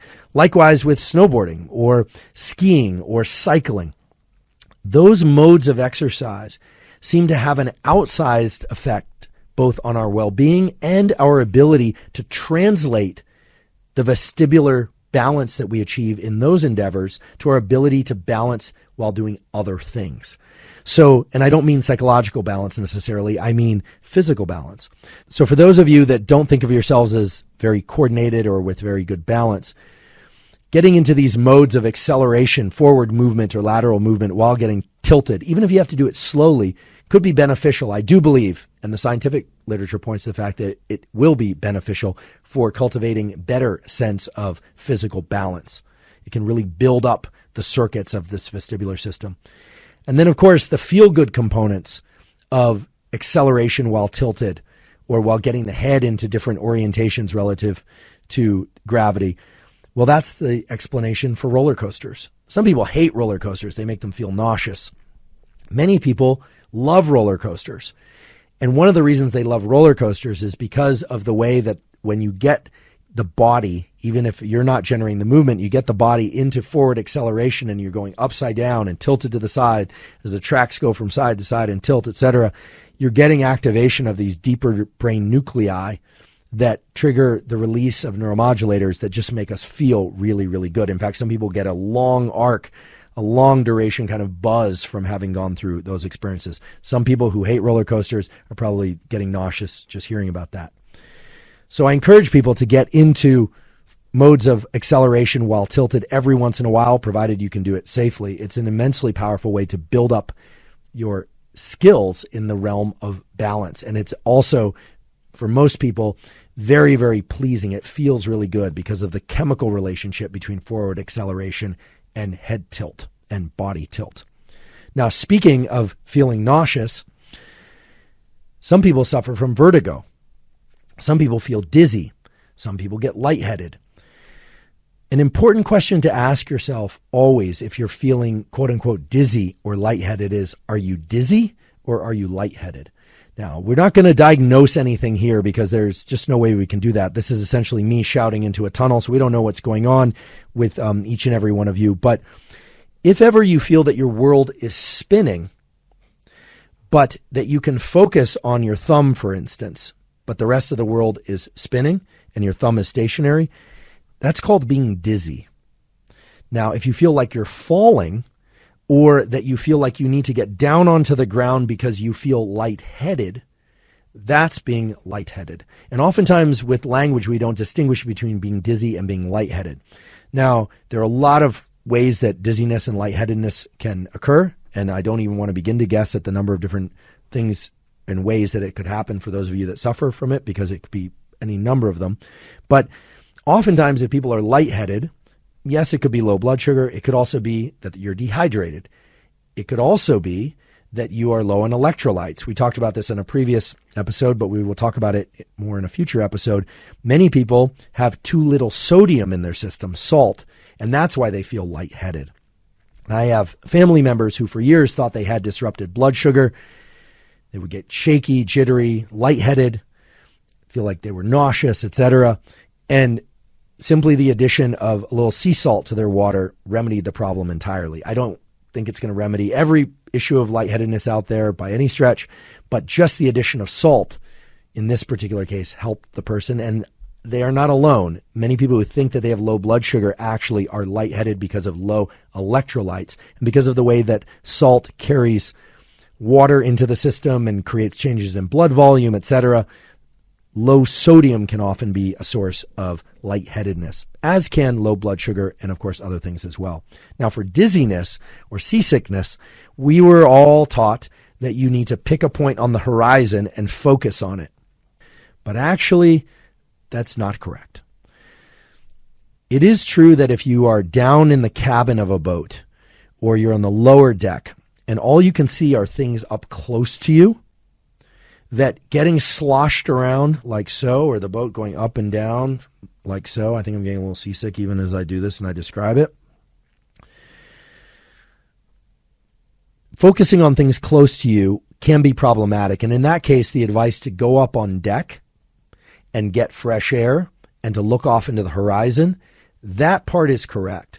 But focusing your eyes on a particular location on the horizon is effectively like trying to move very slowly, as I had you do before, where you're trying to move your head very slowly while fixating on one location. Your eyes and your balance system were designed to move together. So really what you want to do is allow your visual system to track with your vestibular system.